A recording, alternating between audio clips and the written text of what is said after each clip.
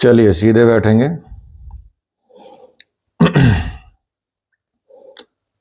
मंत्र बोलेंगे ओम सहनावतु। साथ में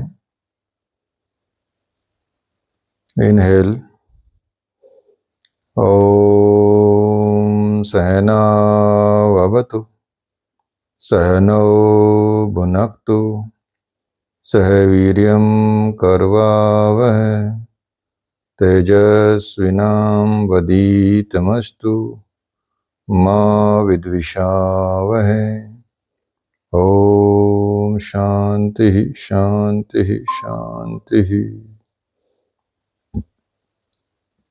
relax, gently open your eyes. चलिए हरिओम।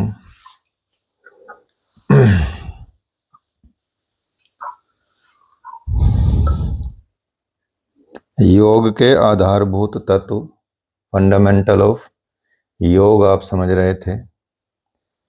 तो आप देखेंगे कि चाहे संसार की कोई भी पुस्तक हो, कोई भी ऋषि हो, मुनि हो, सबने एक ही बात कही है कि योग से हम परमात्मा को प्राप्त कर सकते हैं।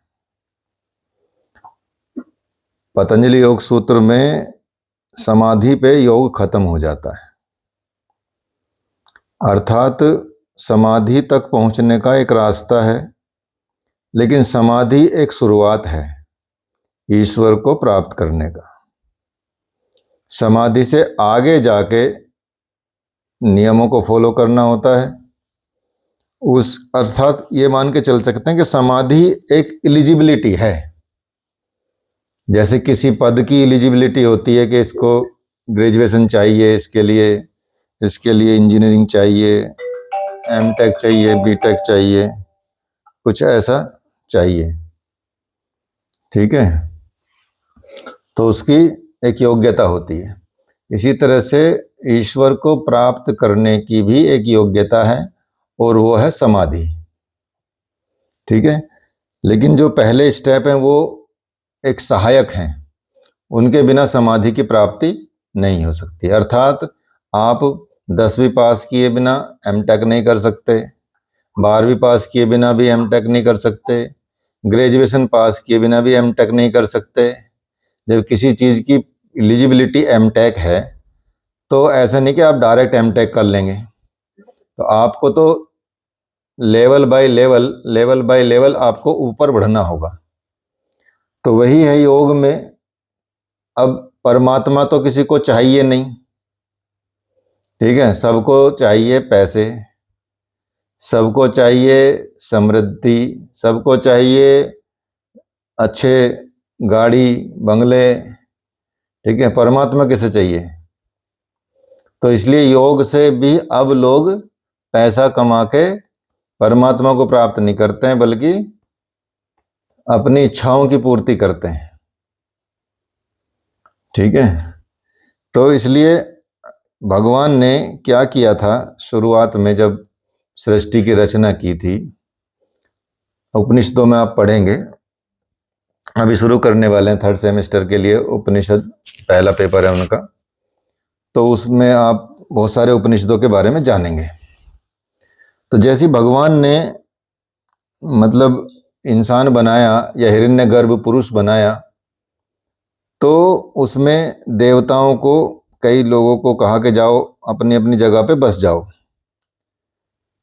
तो जो जो जगह मिली है देवताओं को, वो उस शरीर में बस गए हैं, ठीक है। तो आपके शरीर में विभिन्न देवता निवास करते हैं। यदि उन अंगों का, जिन अंगों में जो देवता निवास करते हैं, उन अंगों का आपने ख्याल नहीं रखा, उनको स्वच्छ नहीं रखा, तो वो बॉडी का पार्ट बीमार हो जाता है। तो देवता क्या होते हैं? देवताओं को पवित्रता बहुत प्यारी होती है, देवताओं को शुद्धता बहुत प्यारी होती है, ठीक है। ये हमको कई बार पता भी नहीं चलता है कि मतलब हम कितनी इम्प्योरिटी में जी रहे हैं, कितने देवताओं को नाराज करके बैठे हुए हैं। फिर वो चीज़ें हमारे घर पे, अस्तित्व पे, मतलब इकोनॉमी पे और शरीर पे वो प्रभाव करने लगती हैं। आयुर्वेद में भी आप जब पढ़ेंगे तो सबसे अच्छा जो उपाय बताया गया इलाज, वो दैवीय इलाज बताया गया है। दैवीय कह सकते हैं कि दैवीय औषधि, अर्थात देवताओं को प्रसन्न करने वाली बात की गई है। इसी से बीमार पड़ते हैं। वो जब वो छूट गया तो फिर दवाइयाँ आई। पहले मंत्र औषधि होती थी, मंत्रों से उपचार होते थे, देवताओं के मंत्र होते थे, जैसे गायत्री मंत्र हो गया और महामृत्युंजय मंत्र हो गया। ये तो आज भी आप प्रैक्टिकल देख सकते हैं कि एक अभी रिसर्च हुई थी कि जो 10 मरीज लिए गए उसमें, जिन पे गायत्री उसका महामृत्युंजय मंत्र का जाप कराया गया किसी मंदिर में किसी पंडित पे के द्वारा, और 10 मरीज ऐसे लिए गए जिनका कुछ नहीं कराया गया। सेम ही कैटेगरी के मरीज थे। वो दिल्ली में ही हुई थी रिसर्च, ये एम्स में ही हुई थी। ठीक है, कहीं दूर भी जाने की जरूरत नहीं है। और इसका पूरा 1 घंटे का न्यूज बना के दी थी GTV पे, पूरा आया था रिपोर्ट इसकी।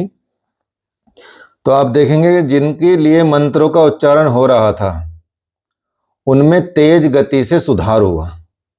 उनकी हेल्थ में तेज गति से, मतलब मोर देन 50% की बढ़ोतरी हुई उनकी मतलब हेल्थ में। और जिनके लिए कुछ नहीं किया जा रहा था उनको उनका कोई स्तर में सुधार नहीं हुआ, मतलब वो उसी लेवल पे चल रहे थे। तो आप देखेंगे जैसे हम औषधि खाते हैं, दवाई खाते हैं, पानी पीते हैं, इसलिए हमारे यहाँ आप देखेंगे कि उठते हुए, जब आप उठें सुबह, उठने पे क्या करना है आपको? सुबह उठ के मतलब योग में ही जीना है। योग तो जीना ही होता है ना, शैली होती, जीवन शैली होती है, उसके अकॉर्डिंग आपको योग को जीना। उठेंगे, हथेलियों को सामने रखेंगे ऐसे, उठते ही सबसे पहला काम यही है आपका। उठते ही आप अपनी हथेलियों को सामने रख के हथेलियों को देखेंगे और एक शुद्ध विचार से, प्रसन्न मुद्रा से आप एक मंत्र का उच्चारण करेंगे। कराग्रे वसते लक्ष्मी, कर मध्य सरस्वती, कर मूले तु गोविंद, प्रभाते कर दर्शनम। तो ऐसे करके आप देखेंगे कि कराग्रे वसते लक्ष्मी, अर्थात जो पहला पार्ट है हाथों का, ये उंगलियां वाला, इसमें लक्ष्मी विद्यमान रहती है, लक्ष्मी बसती है। पैसे कैसे गिनते हैं? ऐसे तो गिनते हैं उंगलियों से ही। ठीक है, यहीं से काउंट होते हैं करोड़ों रुपए। ठीक है, अब तो मशीनें आ गई हैं। ठीक है, तो कराग्रे वसते मशीन भी बोल सकते हैं। ठीक है, तो पैसे काउंट करते हैं। ठीक है, कर मध्य सरस्वती, मध्य में सरस्वती विद्यमान रहती हैं और मूल में गोविंद या ब्रह्मा विद्यमान रहते हैं। तो मैं इन तीनों का दर्शन करता हूं, अर्थात मेरे जीवन में धन आए, मेरे जीवन में विद्या आए, मुझे अज्ञानता से दूर रखे भगवान, और प्रभु मुझ पे कृपा रखें। तो यदि सुबह सुबह उठ के आप ये प्रेयर करोगे, ये सब सिखाई जाती है गुरुकुल वगैरह में, संस्कृत अकेडमी वगैरह में, सब में, योग विद्यालयों में, सब में सिखाई जाती हैं चीजें। तो ये हम भूल गए, लेकिन शुरुआत हमारी इसी से होती है। फिर हम बिस्तर से नीचे उतरते हैं तो उसके लिए मंत्र है। समुद्र वसने देवी पर्वत स्तन मंडिते, विष्णु पत्नी नमस्तभ्याम, पादस्पर्शम क्षमस्वम। तो हम धरती माता को प्रणाम करते हैं, उनसे क्षमा मांगते हैं कि मैं आपको स्पर्श कर रहा हूं। तो ये कृतज्ञ का भाव रहता है।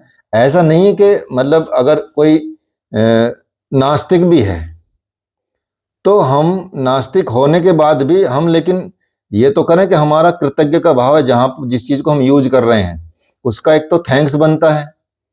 ठीक है, उससे क्षमा बनती है। तो ये तो लाइव आप एग्जाम्पल देख सकते हैं, मतलब ये तो पेड़ पौधों के साथ आप प्रैक्टिकल कर सकते हैं। एक प्रोफेसर बर्बैंक है, उसमें गूगल में पढ़ भी लेना आप। एक बर्बैंक थे, प्रोफेसर बर्बैंक, अमेरिका में रहते थे वो। ठीक है, वो उन्होंने अपने यहाँ पे कैक्टस लगाया, गुलाब लगाए, बहुत सारे पेड़ पौधे लगाते थे, वो बागवानी करते थे। तो वो रोज पौधों से बात करने लगे, कांटों वाले पौधों से, के फूलों से, के उनसे बोलने लगे कि आपको जहां आप उगते हो नेचुरली वहां आपको सुरक्षा नहीं मिलती, लेकिन यहाँ मेरे पास आप एकदम सुरक्षित हो, आपको किसी भी तरह की घबराने की जरूरत नहीं है। तो आप अपने कांटे लाने बंद कर सकते हो। आप यहाँ आपको कोई दिक्कत नहीं है। तो आपको यकीन, पूरी रिसर्च है, आप देख लीजिएगा, ये तो साइंटिफिक है सारी चीजें। यहाँ बोलेंगे उनके नाम से तो यकीन करते हैं ना भारतीय भी, यहाँ अंग्रेजों ने बहुत बड़ा काम किया है तो उनके नाम से यकीन कर लेते हैं हम, जबकि सारी एजुकेशन का मूल भारतीय ग्रंथ है। सारी एजुकेशन का मूल भारतीय ग्रंथ है। कहीं भी आप देखेंगे, चाहे आज के टाइम पे कंप्यूटर बने हो, चाहे आज के टाइम पे चाहे बुलेट प्रूफ जैकेट बनी हो, जो जो करण पहले से पहन के आए थे पैदा होते ही, बुलेट प्रूफ भी तो थे वो, ठीक है, कवच थे वो तो, ये तो एक कवच था उसके, तो वो तो सहस्त्र कवच नाम का राक्षस था, जिसके 99 मतलब 999, ये 1000 थे तो 999 कवच तो काट दिए गए थे। एक बच गया था तो जाके वहां चिप गया था सूर्य भगवान के पास। तो वो एक कवच बाद में फिर मतलब सूर्य ने दिया उनको, फिर उन्होंने मांग लिया इंद्र ने। तो ऐसे वो तो 1000 समझो 1000 लेयर थी बुलेट प्रूफ की उसके पास।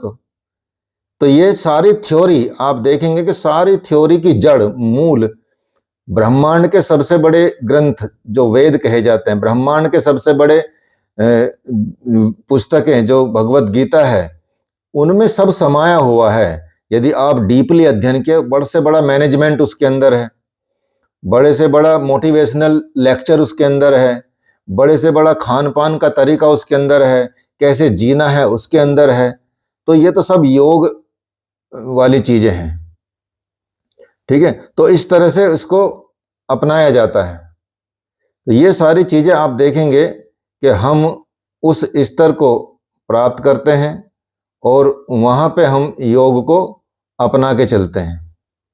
तो योग इस तरह से अपनाया जाता है, ठीक है।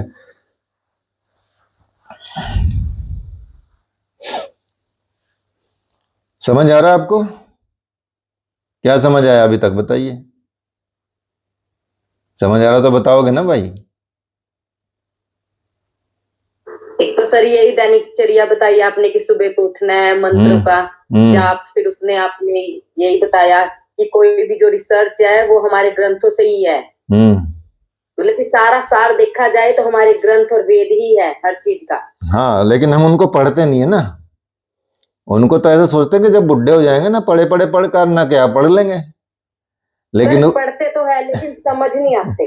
लेकिन हाँ, तो पढ़ने का मतलब वही होता है ना कि अगर समझने का प्रयास करोगे या किसी से पूछोगे, ऐसे कोई कि पढ़ लिया फिर चुपचाप, हाँ उसके लिए तो गुरु चाहिए होते हैं, उसी के लिए तो संत चाहिए होते हैं, ठीक है, उनकी गूढ़ता को समझाने के लिए। इसलिए तो एक भगवत गीता पे आप देखें कितने भाष्य लिखे गए हैं, एक पतंजलि योग सूत्र पे देखेंगे कितने भाष्य लिखे गए हैं, ठीक है, एक ब्रह्म सूत्र पे देखेंगे कितने भाष्य लिखे गए हैं, ठीक है। तो आप उपनिषदों पे भाष्य लिखे गए हैं, तो वो तो समझाया जाता है। जिसको वेद समझ नहीं आते उनको बताया गया चलो उपनिषद समझ लो भाई। उपनिषदों में तो कहानियां बताई गई है ना, गुरु के समीप बैठ के जो ज्ञान प्राप्त किया जाता है उसको उपनिषद बोलते हैं, ठीक है। तो वो गुरु के समीप बैठ के उन्होंने वेदों का ज्ञान प्राप्त किया शिष्यों ने, तो वही उपनिषद बन गए, ठीक है। तो यहाँ तो और फिर उपनिषदों को समझने के लिए और भाष्य बने हैं और सिद्धांतों के साथ बने हैं। तो यही है कि योग को जीना पड़ता है। इसलिए जब हम उनका कृतज्ञता का मतलब भाव रखते हैं प्रकृति के प्रति, तो मैं बरबैंक की स्टोरी बता रहा था, तो वो उन्होंने कांटे लाने बंद कर दिए पेड़ों पे। कुछ वर्षों बाद वो बिना उसके कांटे आने लगे, मतलब बिना कांटे के फूल लगने लगे, बिना कांटे के कैक्टस ही खत्म हो गया। कैक्टस मतलब कांटे ही नहीं रहे उसमें। तो सिर्फ उनके बात करने से, उनको समझाने से, तो आप देखें कितनी लाइव चीजें हैं ये। तो इसलिए हमको धरती माता को प्रणाम करना चाहिए हर चीज के लिए। इसलिए तो पहले मंत्र, अब मंत्र छूट गए तो बीमारी घुस गई है शरीर में, ठीक है। आप देख रहे हैं दिन प्रतिदिन हॉस्पिटल बढ़ते जा रहे हैं, तो मरीज कम होने चाहिए ना जब हॉस्पिटल बढ़ रहे हैं तो, ठीक है। और डॉक्टर बढ़ते जा रहे हैं तो मरीज कम होने चाहिए, ये तो लॉजिक है ना, सिंपल सी बात है।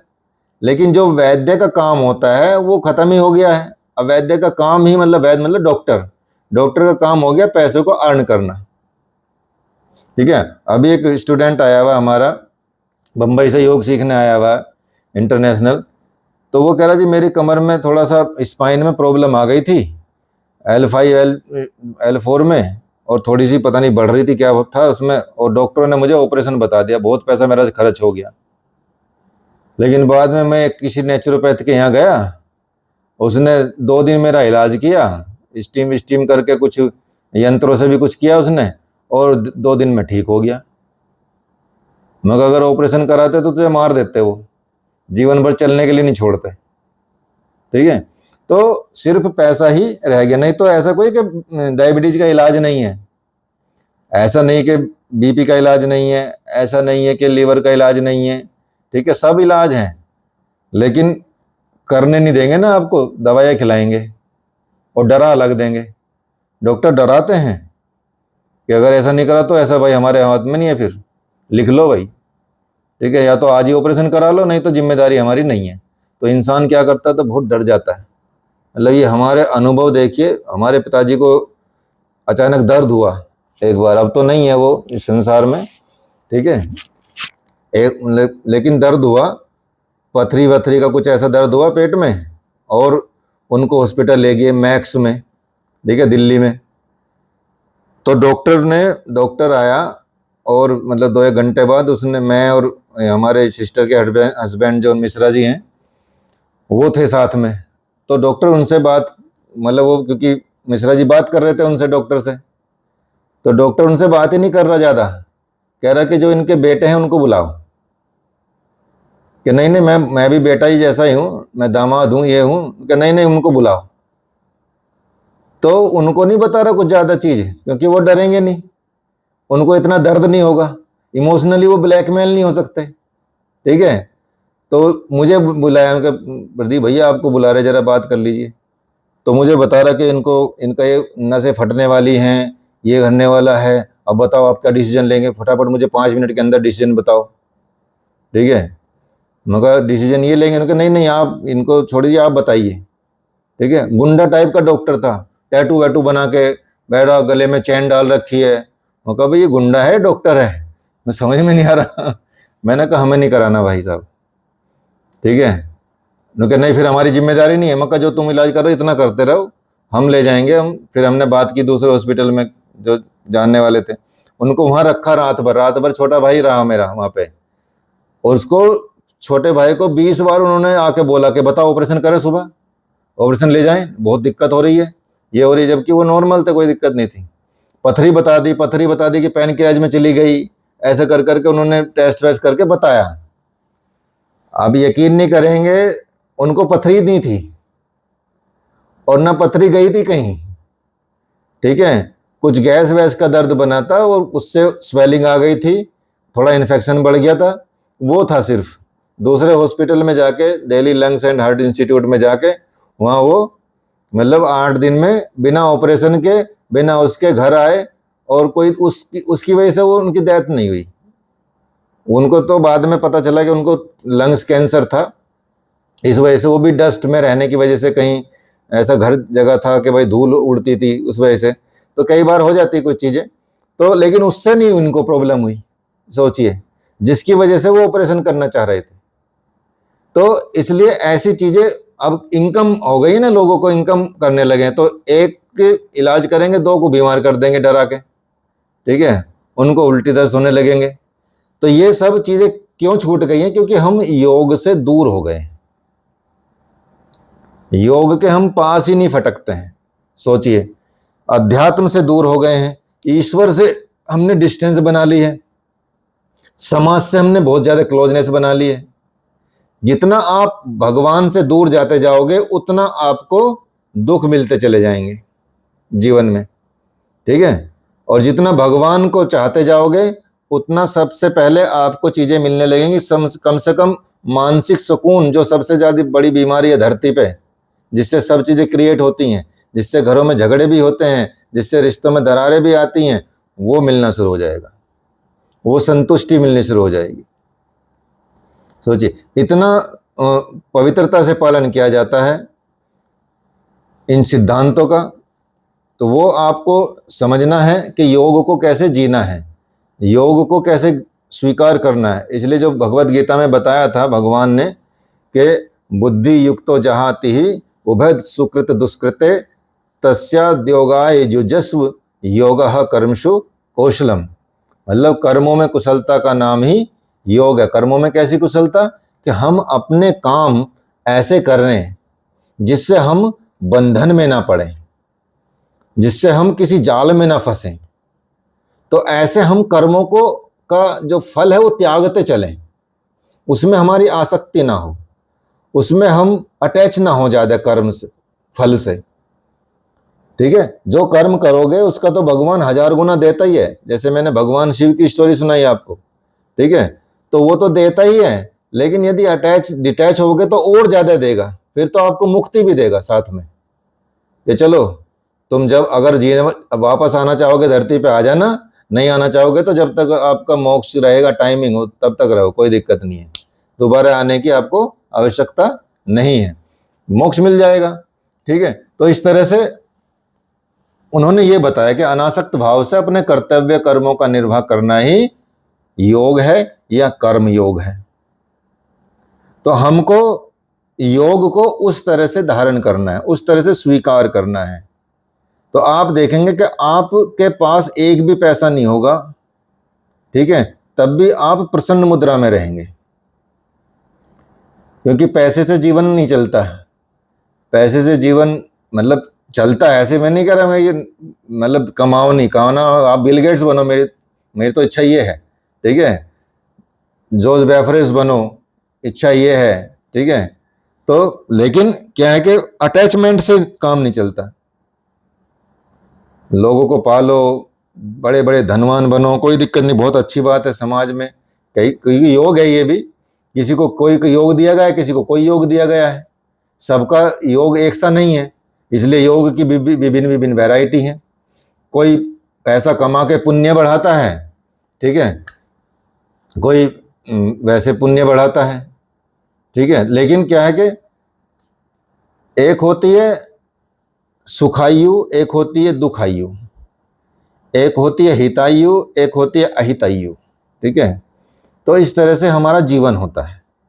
सुखायु का मतलब ये होता है कि वर्तमान में आपका पिछले कर्मों का ये है, आप वर्तमान में सुखी हैं और आनंद ले रहे हैं, ठीक है, जीवन का, ठीक है, ये तो आपकी सुखायु हो गई कि चल रहा है। एक होगी दुखायु कि आपने पीछे कर्म ऐसे किए कि आपको दुख मिल रहा है, ठीक है।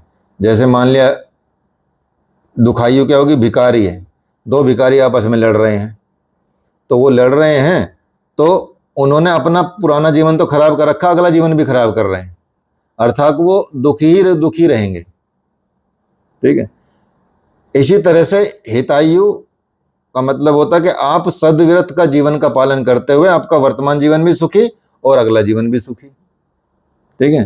तो ये स्वच्छ रहना या सात्विक रहना या अच्छे कर्म करना, ठीक है, वो केवल ऐसा नहीं कि आपके पास धन होगा तभी आप अच्छे कर्म करोगे, वो केवल ऐसा नहीं कि आप रूम का क्लीन तभी करोगे जब आपके पास पैसे होंगे, या नहाओगे तभी तब आपके पास पैसे होंगे, धन नहीं है तो भाई पैसे नहाएंगे क्यों।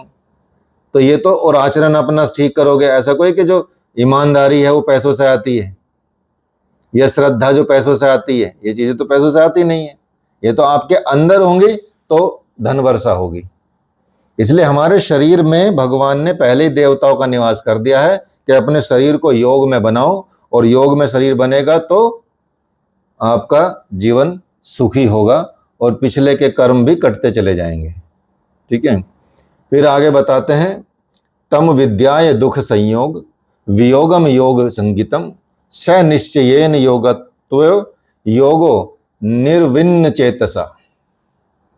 मतलब योग उस उत्साह, श्रद्धा, धैर्य, इन सब से कह सकते हैं कि समाहित है सब इसमें, और अपने मन से निश्चय पूर्वक, अपने चित्त से निश्चय पूर्वक ये कर लेना, समाहित कर लेना, और इस दुख रूपी संसार से छुटकारा पा लेना ही योग है। अर्थात ये संसार आपको दुखी ना कर पाए किसी भी परिस्थिति में, आप प्रसन्न मुद्रा में रहें, प्रसन्न आत्मा रहें, प्रसन्न इंद्रियां रहें, प्रसन्न मन रहे, प्रसन्न चित्त रहे, उस स्तर पर आप पहुंचे। क्योंकि जीवन झगड़े पगड़े ये सब जब तक है जब तक शरीर है। जब शरीर नहीं है तो क्या करोगे भाई? ठीक है, कर लो झगड़े, क्या करना है, लड़ लो, कितना लड़ रहे हो, ठीक है, सब बेकार की बातें हैं। शरीर को अपना मान लेना ये ईश्वर की सबसे बड़ी चोरी है।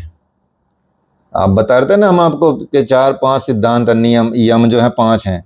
एक है सत्य, अहिंसा, अस्त्य, अस्त्य मतलब चोरी ना करना। तो सबसे बड़ी चोरी तो हम ये करते हैं कि this is my body, this is not your body, you are separate and body is separate. Simple सी बात है। आप बोलते हो मेरा हाथ, मेरा पैर, मेरा शरीर और मेरी बॉडी। जो मेरा है वो क्या है, मेरा कौन है जो बोल रहा है?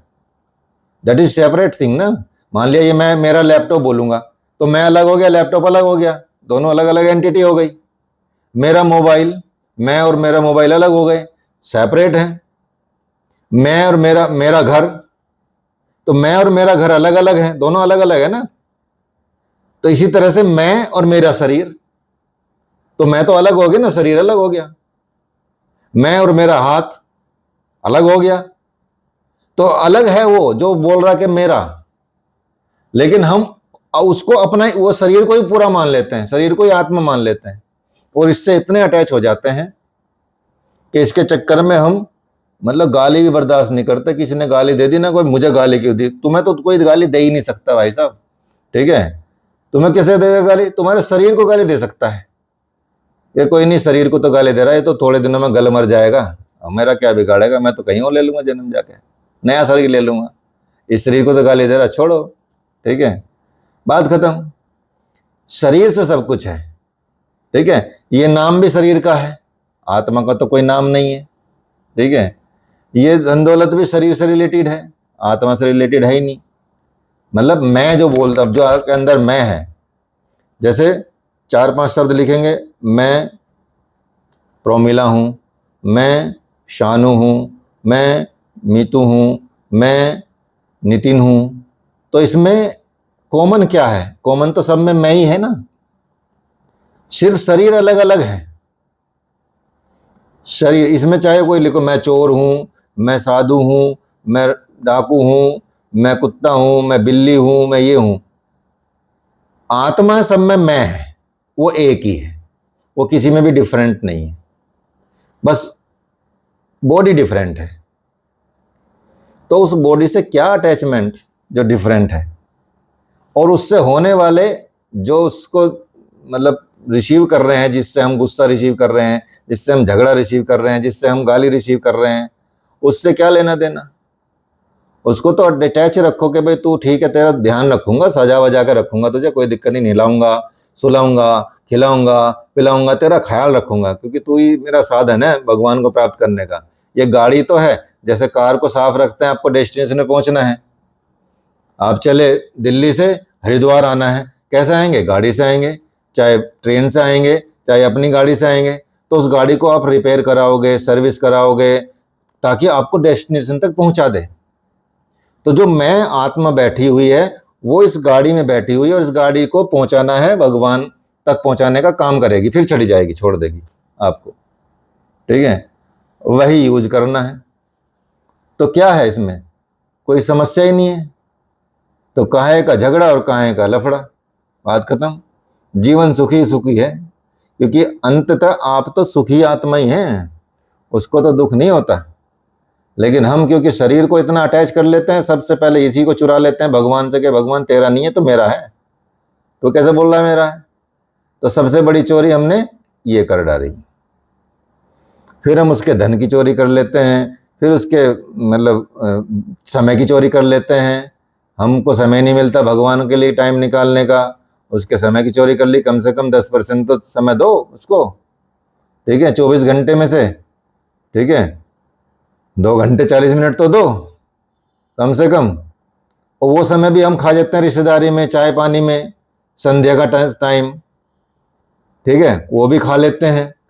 और आजकल तो सबसे पहले शाम के टाइम ही सब आते हैं, रिश्तेदार भी घूमने भी निकलते तो शाम के टाइम निकले। भैया शाम के टाइम जो है वो मुसीबतें लाता है अगर आप भगवान के लिए नहीं बैठते, क्योंकि साइंटिफिक रीजन है इंगला और पिंगला, ठीक है।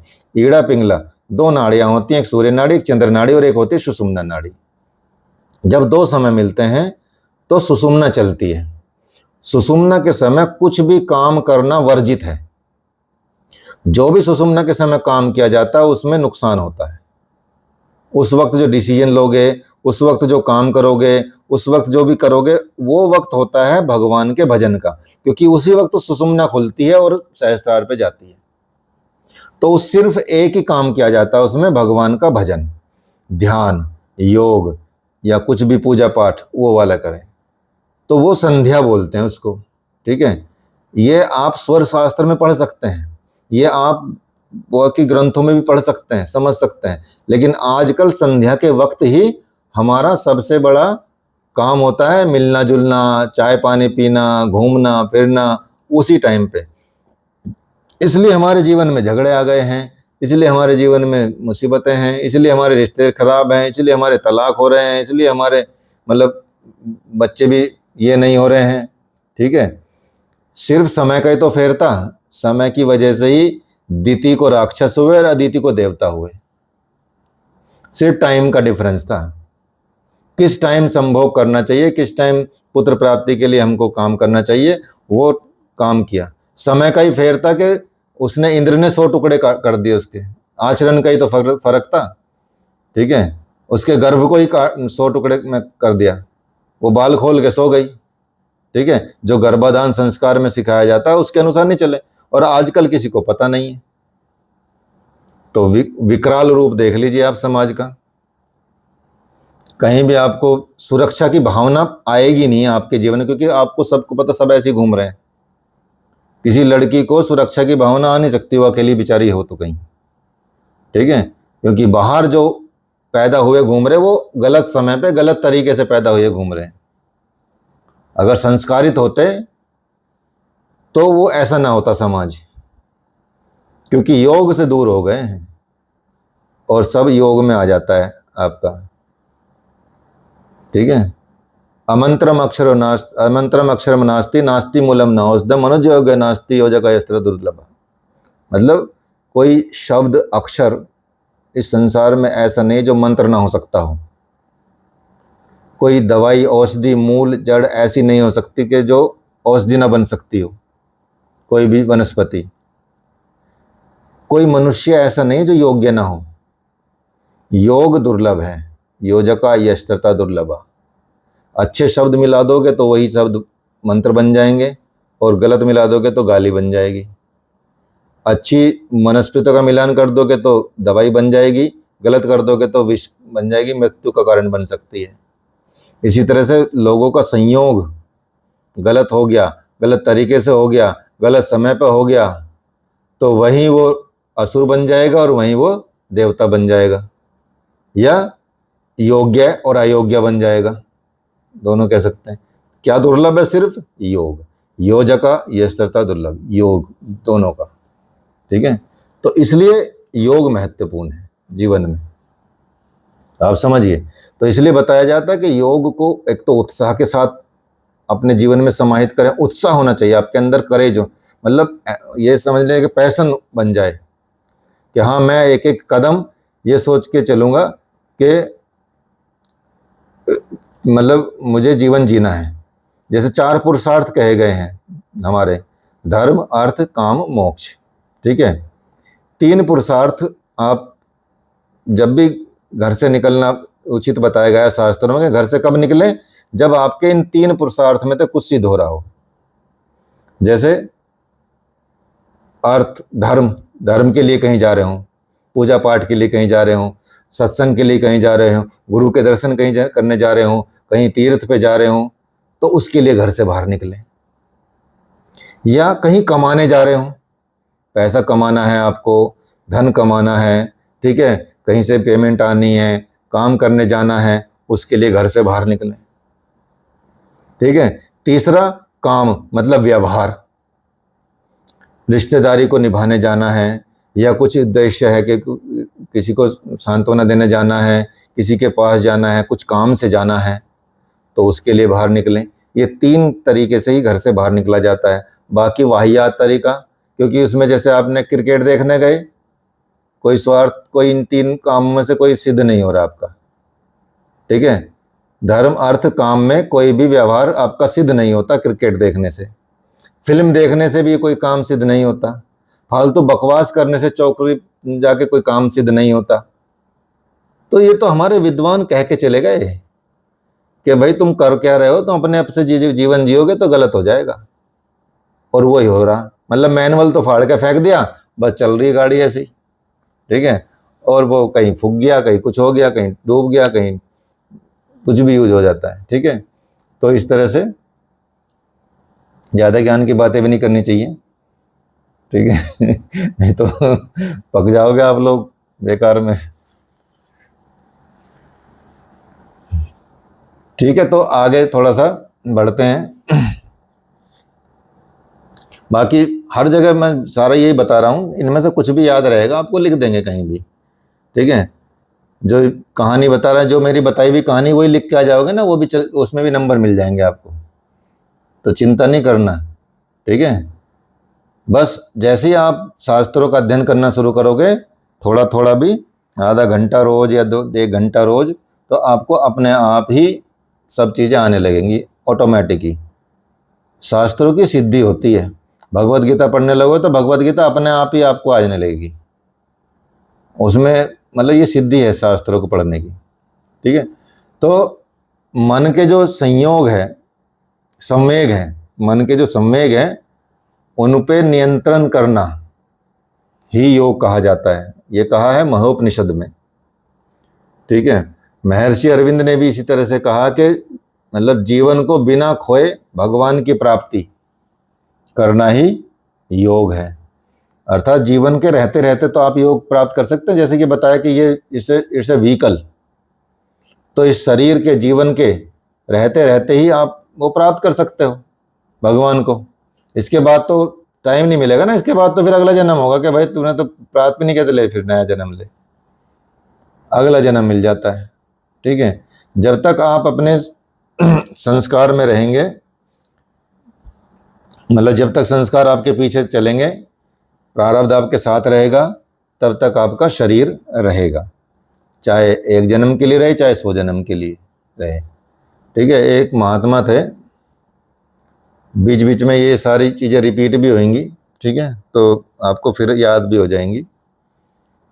एक महात्मा थे, उनको जन्म लेते ही 2-4 साल बाद ही भगवान ने उनको दर्शन दे दिए, 2-4 साल बाद ही, ठीक है। अब वो हैरान, उन्होंने कहा कि प्रभु ये कैसा कमाल कर दिया आपने कि मैंने तो अभी कुछ किया भी नहीं है, आपने मुझे दर्शन दे दिए, ऐसा कैसे हुआ। तो भगवान उनको लेके गए एक जगह पहाड़ पे, और देखा कि ये तो हड्डियों का ढेर देख रहे हो, हड्डियां जो इतनी पड़ी हैं हड्डियां। हाँ प्रभु देख रहा हूँ, तो बहुत हड्डियां पड़ी हैं यहाँ, तो कि ये सारी हड्डियां तेरी हैं, कि तू पिछले 500 वर्षों से तप कर रहा है और अपना शरीर को त्याग रहा है मेरे लिए, तो ये तेरा अंतिम जन्म है, इसलिए तुझे पहले ही बस जन्म लेना ही तेरा वो था, सिद्धि थी, जन्म लेना ही तेरी मुक्ति थी, बस जन्म लेना बचा था, और जन्म लेते तुझे मैं मिल गया। कि ऐसा ना सोचे तूने कुछ नहीं किया, तू 500 साल से तप कर रहा मेरे लिए। तो संस्कार ऐसे चलते हैं साथ में, तो वो डिलीट करते चले गए, और वो भगवान को चाहने में, और उनको एक दिन भगवान मिल गए। तो इसलिए हम जितना अलग रहेंगे इस शरीर के कर्मों से, इस शरीर को स्वच्छ तो रखना है, गाड़ी की तरह बहुत सजाना बढ़िया है, अच्छे से डेकोरेट करना है, साफ सफाई रखनी है, ठीक है, शुद्धिकरण के साथ रहना है, घर में, परिवार में, ठीक है। आप देखेंगे कि जीवन बदलने लगेगा धीरे धीरे धीरे धीरे धीरे धीरे। संस्कार तो जल्दी से छूटते नहीं हैं, लेकिन आपके कर्मों से वो भी छूट जाते हैं, ठीक है। तो स्वामी विवेकानंद कहते हैं, उन्होंने तो बोल ही दिया कि जितने भी प्राचीन ग्रंथ हैं ना हमारे विद्वानों के और ऋषियों के, मुनियों के या भगवान के बताए हुए, उनका अध्ययन करना ही योग है अपने आप में, क्योंकि उनके अध्ययन करने से ही वो आ जाएगा जीवन शैली। ठीक है, मतलब आजकल ऐसे लोग जाते हैं, डाइटिशियन के पास जाते हैं, ठीक है, साइकोलॉजिस्ट के पास जाते हैं कि भाई हमारा इलाज कर दो। ऐसे ऐसे लोगों के पास जाते हैं और वो दवाई देते हैं, साइकोलॉजिस्ट आज के, साइकाइट्रिस्ट बोलते जिनको, वो दवाइयाँ देंगे आपको कि ये मेडिसिन है, ये डिप्रेशन कम करेगी, ये वे है डिप्रेशन है। डिप्रेशन की क्या बीमारी? डिप्रेशन तो कोई बीमारी नहीं होती धरती पे, ठीक है। वो तो क्योंकि आपने कभी शास्त्रों का अध्ययन नहीं किया, बस बोर पड़े रहे, कुछ कराया ही नहीं है आपने। नहीं तो इतनी चीज़ें हैं भारत, मतलब भारतवर्ष में करने के लिए, तो क्या आप क्यों डिप्रेस होंगे? कोई भी सिद्धांत पढ़ लीजिए, आप उपनिषद ही पढ़ के दिखा लीजिए पूरे के जी, मैं तो ऐसा करूँगा कि मैं सारे 108 उपनिषद पढ़ के 20 बार पढ़ूंगे, कहाँ डिप्रेशन हो जाएगा? पढ़ा कुछ है नहीं, कुछ बस फालतू की चीज़ें देख देख के कि ऐसे ऐसे होता है भाई, ये तो नए नए लोग नई नई चीज़ें बताते हैं और आपको और डिप्रेस कर देते हैं, ठीक है। इसीलिए जैसे गुरु ग्रंथ साहब बताते हैं कि निस्वार्थ भावना से कर्म करना, ये सच्चे धर्म का पालन है और यही वास्तविक योग है, और वो फॉलो करते हैं। आप देखेंगे हर गुरुद्वारे में जाके बड़े बड़े जो बिजनेसमैन हैं, करोड़पति, अरबपति लोग जूते साफ करते हैं, जूते रखते हैं और साफ करके देते हैं। आप लेदर के जूते पहन के जाओगे, वो पॉलिश करके देंगे उस पर वापस। आप जब तक गुरुद्वारे के दर्शन करके आओगे तो खाना खिलाएंगे वो, ठीक है। तो वो सिद्धांत पे चलते हैं, लेकिन हम ही अपने सिद्धांतों पे नहीं चलते। वो चल रहे हैं, फॉलो कर रहे हैं, गुरु ग्रंथ साहब में जो लिखा वो फॉलो कर रहे हैं, कहीं भी आप देखेंगे। और देखेंगे सबसे ज़्यादा अमीर पंजाबी हैं, ठीक है। पूरा कनाडा पंजाब से बढ़ा हुआ है, सब अमीर हैं, पूरा पंजाब अमीर क्षेत्र में आता है। गुरुद्वारों में सारी यही सेवा करते हैं, निस्वार्थ भावना से कर्म करते हैं, सच्चे धर्म का पालन करते हैं, और यही वास्तविक योग है। गुरु ग्रंथ साहब में ये लिखा है, तो वो सेम फॉलो करते हैं। हम कहाँ भगवद गीता को फॉलो करते हैं, हम कहाँ वेद को फॉलो करते हैं, हम कहाँ उपनिषद को फॉलो करते हैं? एक भी चीज़ तो फॉलो करते ही नहीं ना। मॉन्टेसरी पब्लिक स्कूल को फॉलो करते हैं, जो उसमें सिखाया गया, लॉर्ड मैकाले की एजुकेशन है, उसको फॉलो करते हैं हम, लॉर्ड मैकाले, ठीक है। उसका एक लेटर अभी भी इंग्लैंड में रखा हुआ है म्यूजियम में। उसने लिखा हुआ है कि भारत की एजुकेशन बहुत मजबूत है, इस यहाँ के संस्कार बहुत मजबूत है, यहाँ संस्कृति बहुत स्ट्रॉन्ग तरीके से खड़ी है, इसको तोड़ नहीं सकते हम। इसको इनकी सिर्फ शिक्षा बदल दो, अगर इनको गुलाम बनाना है तो इनको इनकी एजुकेशन से हटा दो, ठीक है। आपको मैंने जितने गुरुकुलों में विषय पढ़ाए जाते थे वो मैंने सब लिखे हुए हैं, ठीक है। उन विषयों का सब ज्ञान होता था। विमान शास्त्र पहले से ही है नहीं है, जब विमान बना था उससे पहले ही हमारे पास, ठीक है। विमान उससे पहले है, ठीक है। परमाणु उससे पहले है, ठीक है। ऐसा कौन सा जो है खोज जो हमारे पहले नहीं है?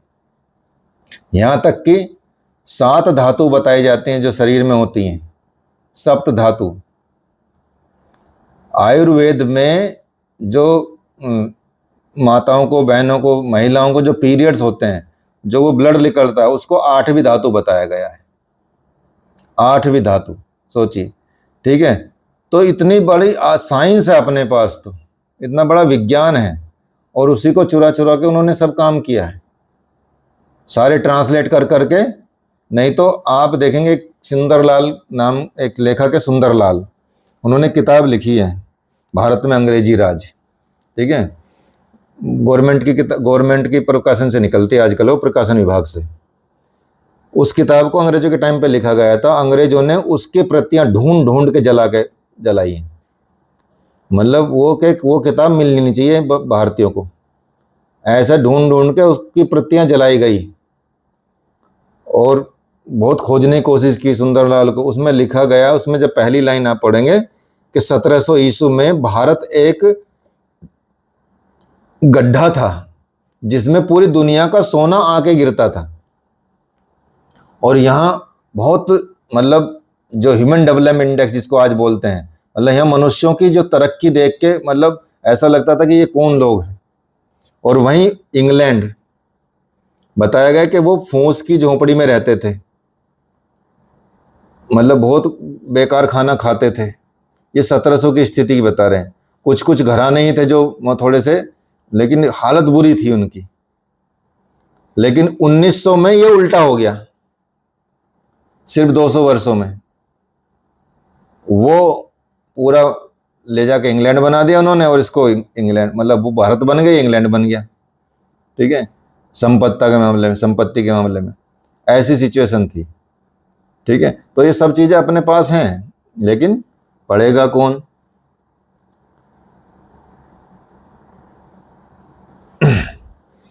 तो शिव शक्ति का मिलन कुछ लोगों ने कहा योग है। योग वशिष्ठ में भी बहुत अच्छा ग्रंथ है योग वशिष्ठ, आपको पढ़ना चाहिए। ठीक है, वो बोलते हैं कि संसार सागर से पार होने की युक्ति, संसार सागर से पार होने की युक्ति का नाम योग है।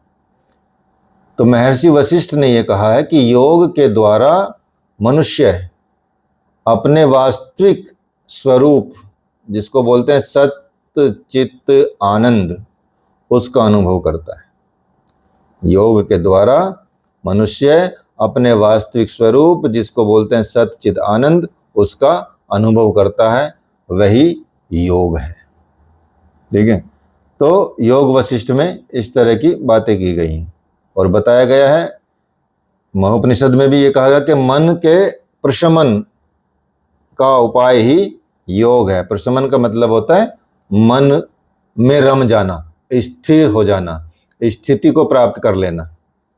ठीक है, मन प्रशमनोपायो योग इत्याभिधीयते, मन को में स्थिर हो जाना, मन को में रम जाना।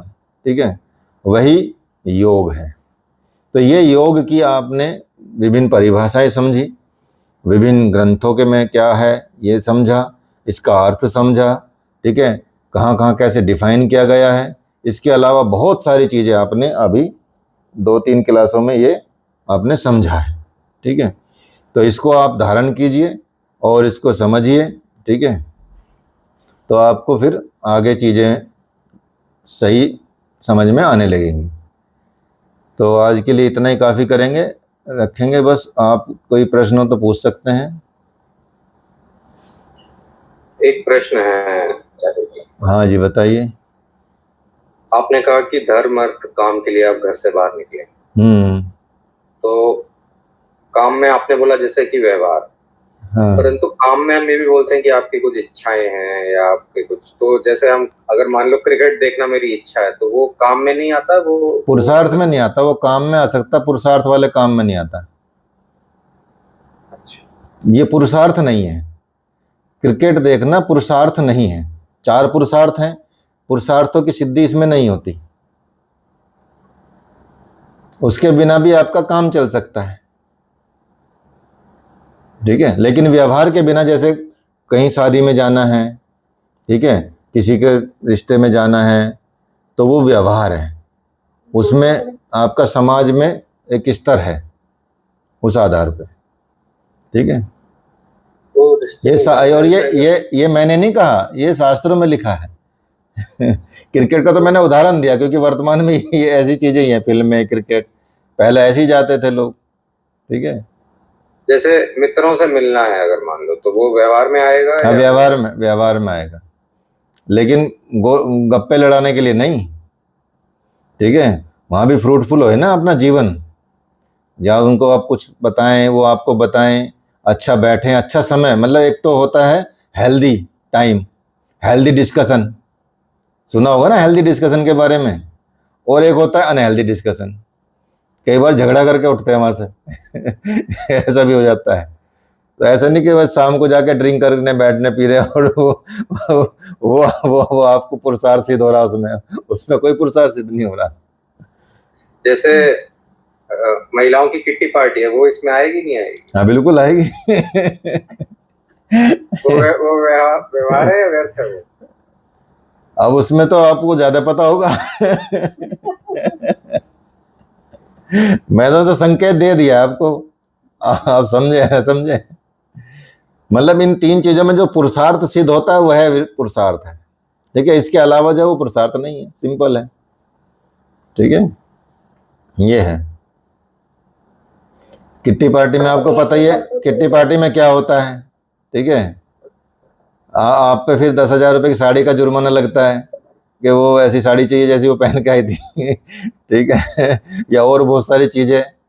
बुराई मतलब हिंसा का पालन ज्यादा होता है, अहिंसा का पालन नहीं होता, क्योंकि बुराइयां होती हैं, एक दूसरे की शिकायतें होती हैं, ठीक है। उसमें ज्यादा चीजें कई बार ये हो जाती हैं। मतलब है, ये नहीं कह रहा मैं हर जगह होती हैं, लेकिन मुझे तो क्योंकि पता नहीं, हम तो कभी गए नहीं किट्टी पार्टी में ठीक है लेकिन संकेत तो ऐसे ही मिलते हैं, कई बार झगड़े होकर उठते हैं, ताश खेलते हैं, फिर आगे जाके फिर फोन पे भी बात करते हैं। फोन पे भी किट्टी पार्टी चलती है, क्योंकि सामने तो सारी बात नहीं कह सकते एक दूसरे की, फिर वो बात में आपस में डिस्कस करते हैं, जो फ्रेंड है, ठीक है, तो उसकी बुराई करते हैं। तो कहाँ पुरुषार्थ सिद्ध हो रहा है? ये है जिसमें आपका पुरुषार्थ सिद्ध हो रहा हो, जिसमें आपका जीवन सफल हो रहा हो, जिसमें आपके संस्कार ना मतलब वो ना कर्म ना जनरेट हो रहे हों, ऐसी चीजें करनी चाहिए। मतलब ऐसा आचरण करना चाहिए, सात्विक आचरण जीना चाहिए, ठीक है। और बहुत सारी चीजें, अगर किट्टी पार्टी करनी तो भगवत गीता पे क्यों नहीं करते भाई किट्टी पार्टी? कि चलो भगवत गीता के भाई एक चैप्टर पे तुम डिस्कस करोगे, एक पे हम करेंगे, और फिर हम एक दूसरे को समझाएंगे। उस पर क्यों नहीं किट्टी पार्टी होती है, ठीक है। भजन भी हो जाएगा, काम भी हो जाएगा, और देखो कितना विस्तार होगा बढ़िया चीजों का, ठीक है। किट्टी पार्टी में क्यों ना अच्छे अच्छे साड़ियां पहन के वैसे कपड़े जाते हैं, अपने भारतीय परंपरा में ऊट पटांग जाते हैं। और आजकल तो किट्टी पार्टी आप देखो कितना अश्लीलता का वो बन गया है। गए नहीं हम कभी, ऐसा नहीं है मैं गया हूं कहीं लेकिन जानकारी आकाशवाणी से हो जाती है, ठीक है। तो ये है, तो अगर ऐसा हो तो वो किट्टी पार्टी भी सार्थक रहेगी। जी सर एक क्वेश्चन था, जैसे